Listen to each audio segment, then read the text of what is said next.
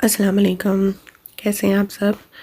मैं भी बिल्कुल ठीक हूँ। और अभी मैं बनाने लगी हूँ फ़िरनी। और फ़िरनी जो है मैं बना रही हूँ थोड़ी डिफरेंट स्टाइल से। ये मैंने ड्राई मिल्क पाउडर लिया है 4 स्पून, और उसमें मैंने तकरीबन 2 से 3 स्पून जो है वो क्रीम के डाले हैं। डालने के बाद इसको अच्छा सा मिक्स कर लूँगी। मिक्स करने के बाद ये देखें अभी ये थोड़ी सी ना पतली सी हो गई है।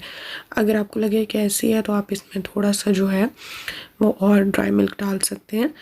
ये बनाने का, अगर इसको बनाकर अगर आप माइक्रोवेव रखेंगे तो एक आधे मिनट के लिए तो वो आपका खोया रेडी हो जाएगा, लेकिन मुझे खोया नहीं चाहिए था। मैं इसको ऐसे ही इसमें ऐड कर लूँगी।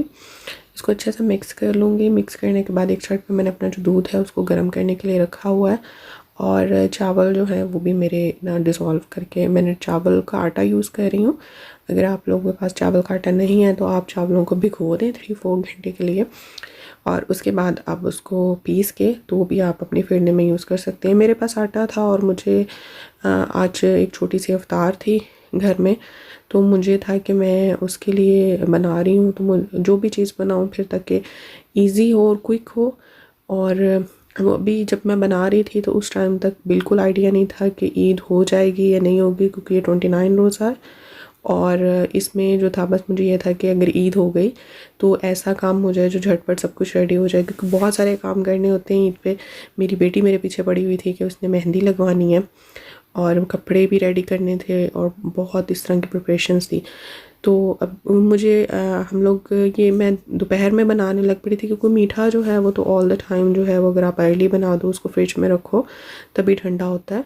और ये चावलों का आटा जो था ये मैंने ठंडे दूध में डिज़ोल्व कर लिया। अगर आप चाहें तो जब आप दूध बॉईल करने रखने से पहले इसमें आप चावलों का आटा जो है वो डाल दें, और जैसे जैसे वो दूध पकेगा वैसे वैसे आपकी फिरनी जो है वो गाढ़ी होनी शुरू हो जाएगी। तो मैंने ये इसमें ऐड कर दिया। ऐड करने के बाद इसमें कंटिन्यूसली जो है वो विस्क चला रही हूँ, क्योंकि इसकी 2 रीज़न है। एक तो ये है कि इसमें लम्स ना बने, और दूसरा जो है मैं इसलिए कर रही हूँ कि दूध जो होता है अगर आप उसको थोड़ी देर के लिए भी अगर छोड़ दो तो वो नीचे लगने का बहुत ख़तरा होता है। तो इसलिए मैं इसको कंटिन्यूसली मिक्स कर रही हूँ। अभी जब मैं ये बना रही थी उस टाइम मुझे बिल्कुल भी आइडिया नहीं था कि पाकिस्तान में लेटली क्या हुआ है, जो प्लेन क्रैश हुआ है, और मुझे बिल्कुल आइडिया नहीं था। इसको करने के बाद मैंने अपनी अम्मी को फ़ोन किया, और अपनी अम्मी को फ़ोन करने के बाद मुझे पाकिस्तान में जो हुआ उसके बारे में मेरी अम्मी ने बताया, क्योंकि मेरे घर में न्यूज़ में इतना ज़्यादा आजकल नहीं लगा रही। बच्चे घर पे होते हैं तो मेरे बच्चे जो हैं वो ऑल द टाइम कार्टून्स वगैरह और नेटफ्लिक्स पे यही चीज़ें लगा के बैठे होते हैं, उनको कार्टून्स का ज़्यादा होता है। तो मैं भी ज़्यादा बॉदर नहीं करती कि चलो उनको अगर कार्टून देखने हैं तो मैं उनको लगा के दे देती हूँ। तो न्यूज़ मुझे इतने नहीं मैं नहीं देखती। अगर देखने होते हैं तो मैं फ़ोन पे देख लेती हूँ, लेकिन मुझे नहीं पता था।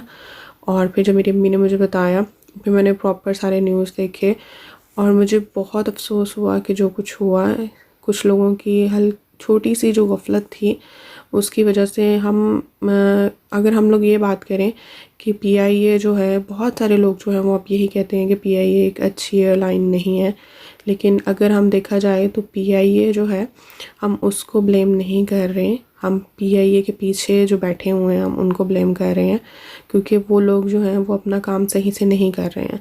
अगर हम देखें तो ये जो इंटरनेशनल इतनी फ़्लाइट्स हैं, एमिरेट्स है, इतिहाद है, कतर है और टर्किश है, ये जितनी भी एयरलाइंस हैं, जो इस टाइम एमिरेट्स जो है वो 3200 से लेकर 3600 तक पर वीक उनकी इंटरनेशनल फ़्लाइट्स जो है वो निकलती हैं। और उनकी इतनी ज़्यादा फ़्लाइट्स में आज तक किसी को कोई जानी नुकसान नहीं हुआ है। लेकिन पता नहीं पाकिस्तान में ये सेकंड टाइम जो है इस तरह का प्लेन क्रैश का वाक़या हुआ है, और ये लोग कोई एक्शन नहीं ले रहे। इतनी जो जानें गई हैं, इतने घर जो तबाह हुए हैं, वो लोग अपने घरों में आराम सुकून से बैठे हुए थे। वो जो नागहानी आफत आई है, अभी गवर्नमेंट पता नहीं क्या करेगी, लेकिन स्टिल वो तो होमलेस हो गए ना, जिनके जो लोग घर अपने अपने घरों में जा रहे हैं ईद करने के लिए। लेकिन अभी हम लोग तो स्पीचलेस हो गए हैं कि हम लोगों के मुल्क में ये क्या हो रहा है। मैं इस बात को कंटिन्यू करूँगी, लेकिन उससे पहले मैं अभी भी दिखा रही हूँ। ये मैंने माश की दाल जो थी उसको भिगो के रखा हुआ था। ये मैं पकौड़े बनाने लगी हूँ माश की दाल के, क्योंकि मैंने आपको बताया ये एक छोटी सी इफ्तार है, तो मैं मिक्स वेजिटेबल पकौड़े भी बनाऊँगी। वो मैंने ऑलरेडी आप लोगों को दिखाया हुआ है जिस तरीके से मैं बनाती हूँ। और ये माश की दाल के जो है ये मैंने भिगो के रखी थी, और इसमें बहुत थोड़ा थोड़ा जैसे हम दही भल्ले का डालते हैं उसमें मैंने थोड़ा सा गार्लिक पाउडर डाला है। लेकिन अगर आपके पास गार्लिक पाउडर नहीं है तो आप एक क्लोव जो है वो गार्लिक का डाल सकते हैं। इसको थोड़ा थोड़ा पानी के साथ करना है, क्योंकि मैं ज़्यादा पानी इसमें नहीं डाल रही। जितना पानी डाल देंगे उतना ज़्यादा आपको पकौड़े संभालने में मुश्किल हो जाएगी। तो ये देखेंगे बिल्कुल जैसे हमने हम अपने दही भल्ले बनाते हैं जब, तो उसका जिस तरह का हम पेस्ट बनाते हैं बिल्कुल वैसा ही मैंने बनाया है। लेकिन मैंने इसको थोड़ा सा दरदरा सा रखा है ताकि जो दाल है वो बिल्कुल ही खीर सी ना बन जाए। और मैंने इसको बस इस तरह से रखा है, और इतना ही थिक चाहिए, क्योंकि अगर इससे ज़्यादा पतला हो जाएगा हम लोगों ने इसमें चावल का आटा डालना है, तो इस वजह से हम लोग इसको इतना ही पतला रखेंगे, इतना ही ज़्यादा सख्त रखेंगे। अभी मैं बनाने लगी हूँ कीमा बिरयानी, और मैं ये भी ऑलरेडी आप लोगों के साथ शेयर कर चुकी हूँ। बहुत इजी सी रेसिपीज़ जो हैं वो मैं बना रही हूँ, क्योंकि जो झटपट बन जाएं और बच्चे भी मैनेज हो जाएं साथ में, और अफ्तार पार्टी जो है वो भी अच्छी सी हो जाएगी। तो ये मैंने बिरयानी मसाला लिया था, हल्दी, नमक, धनिया पाउडर, लाल मिर्चें और थोड़ा सा जो है वो स्पाइसेस जो थे वो लिए थे। लेने के बाद मैंने इसमें डाल दिए टमाटर। जो है वो मैं हमेशा जब बिरयानी बनाती हूँ तो टमाटर मैं थोड़े ज़्यादा डालती हूँ, क्योंकि टमाटर से जो है वो बहुत अच्छा बिरयानी में एक तो उसका मसाला बनता है। हमेशा बिरयानी जब बनाएं तो ये ध्यान रखें कि मसाला जो है वो आपके चावलों की क्वांटिटी के हिसाब से हो। बाज़ लोग मैंने देखा है कि बिरयानी होती है, अच्छी होती है, नाइस बनी होती है, लेकिन वो इतनी ड्राई होती है कि चावलों को जो है वो अच्छा सा मसाला नहीं लगा होता है। वो बिरयानी उस टाइम के लिए तो आपको बहुत अच्छी लगती है जिस टाइम ने आपने खानी होती है, जब गरम गरम बनी होती है, लेकिन नेक्स्ट डे वो बिरयानी खाने के काबिल नहीं होती है, क्योंकि वो इतनी ड्राई होती है कि नेक्स्ट डे उसमें मसाला नहीं लगा होता है साइडों पे। इसलिए हमेशा कोशिश करें कि अच्छा सा मसाला बनाएं, ज़्यादा बनाएं।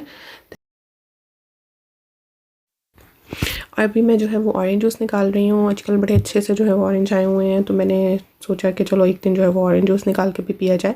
और ये लेटली जो है वो मैंने लिया है, और ऑरेंज इलेक्ट्रिक ऑरेंज जूसर जो है, और ये इसमें सिर्फ सिट्रिक जो फ्रूट्स हैं उसी का आप जूस निकाल सकते हैं। ऑरेंज, लेमन या लाइम, उसी के आप जूस इस तरह निकाल सकते हैं। अगर आपको बहुत ज़्यादा आपके पास लेमन है और अगर आपने उसको स्टोर करना है तो ये बहुत इजी है। अच्छा, इसकी गुड थिंग ये है कि जैसे हम लोग जो हमारे पास इलेक्ट्रिक नहीं होते हैं और उसके साथ हम जूस निकालते हैं, उसमें ये होता है कि पल्प जो है वो उसके साथ ही जुड़ा। लेकिन इलेक्ट्रिक में इतनी इसकी गुड थिंग ये थी कि अंदर तक सारा जो है वो आपके जूस को जो है वो स्क्वीज़ करता है, और इतना ज़्यादा जो ऑरेंजेस हैं वो वेस्ट भी नहीं होते, और बहुत अच्छे से जो है वो इसका जूस जो निकलता है। ये मैंने यहाँ से लिया था, आयरलैंड में लिडल से लिया था।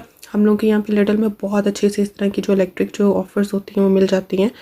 और ये गुड थिंग ये होती है कि इनकी चीज़ें जो हैं, मैंने बहुत सारी चीज़ें नहीं हुई हैं और ख़राब भी नहीं होती हैं जल्दी। और अगर आप लोगों को लगता है कि आपकी चीज़ जो है वो ख़राब हो गई है तो आप कंपनी में जो है वो कंप्लेन भी कर सकते हैं, ईमेल कर सकते हैं, और ये बहुत गुड थिंग है यहाँ पे।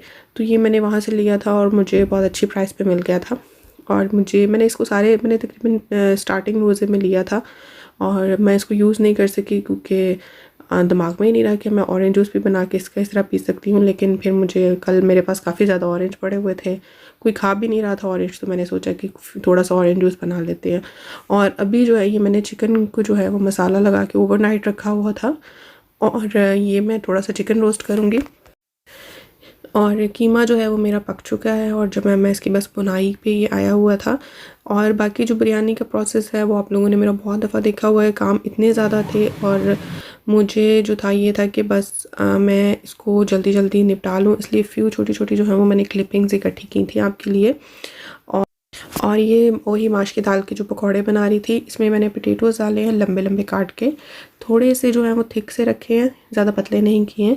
और इसमें मैंने धनिया पाउडर, ज़ीरा पाउडर, लाल मिर्चें और आमचूर और अनारदाना थोड़ा सा, और इसके अलावा सॉल्ट इस टेस्ट के मुताबिक, एक हरी मिर्च, और मैंने इसमें डाला था ढेर सारा, इसमें हरा धनिया डाला था।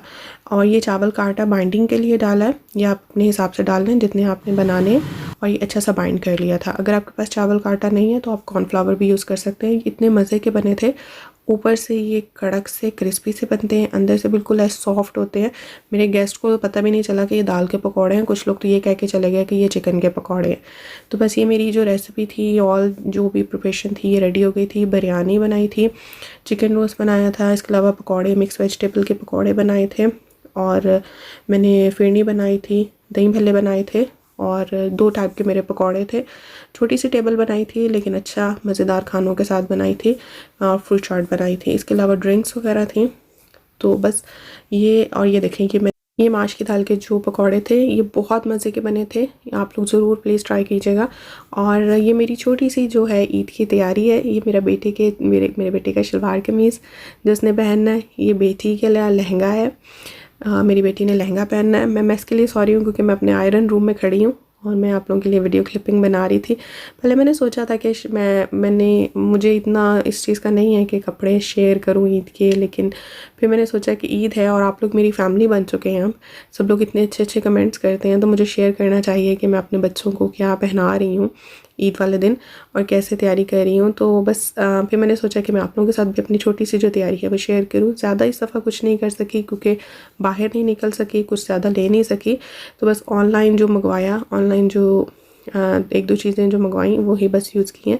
और ये मैं ये वाला सूट पहनूँगी, कुछ टाइम के लिए ये पहन के रखूँगी। इस टाइम में फिर मैं अपनी जो मेरी फैमिली है यहाँ पे, उन लोगों के साथ थोड़ा सा टाइम स्पेंड करूँगी, और उसके बाद फिर जब मैंने कुकिंग करनी है, खाना वगैरह बनाऊँगी, उस टाइम मैं फिर कपड़े अपने चेंज कर लूँगी क्योंकि ये वाले इतने हैवी कपड़े पहन कर, वैसे तो बिल्कुल ही इतना हैवी नहीं है, नीचे से बिल्कुल प्लेन है, लेकिन इसके गले के ऊपर काफ़ी काम किया हुआ है और इस वजह से मैं ये वाले जो पहन के कुकिंग बिल्कुल नहीं कर सकती। तो जितनी देर में हम अपनी फैमिली को टाइम देंगे उतनी देर में ये मैं पहनूँगी और उसके बाद फिर मैं चेंज कर लूँगी कुकिंग करने से पहले। तो ये इसका दुपट्टा है और मुझे पर्पल कलर बहुत पसंद है, इसलिए मैं पर्पल कलर जो है वो ज़्यादा बनवाती भी हूँ और पहन भी रही हूँ। और ये जो है ये मैंने चेंज करने के बाद ये वाला सूट पहनना है।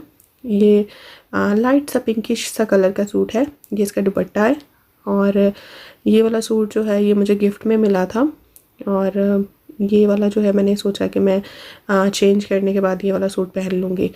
और इसके अलावा जो है इसकी शर्ट जो है ये इस तरह कढ़ाई की हुई है सारी, और ये बहुत नरम सा कपड़ा है। मुझे इस कपड़े का कोई पता नहीं है कि कौन से वाला कपड़ा, मुझे कपड़ों की पहचान इतनी नहीं है, लेकिन बहुत नाइस सा था इसका, तो मैंने ये सोचा कि ये वाला डिसाइड किया, ये पहन लूँगी। ये मैंने अपनी बेटी को ऑनलाइन जो है ये सूट मैंने लिया है, और ये फ्रॉक थी बनी हुई इस तरह, और इसको हम टाइट्स के साथ भी पहन सकते हैं और आप इसको लेगिंग्स के साथ भी कैरी कर सकते हैं। अभी मैं उस पर छोड़ूंगी, उसकी आजकल उसको बहुत पसंद है कि मैं जी अपनी पसंद से जो है वो कपड़े चूज़ करके पहनूं। इसमें भी डिफरेंट कलर हैं तो कुछ भी इसके साथ जो है वो मिक्स एंड मैच करके पहन सकती है।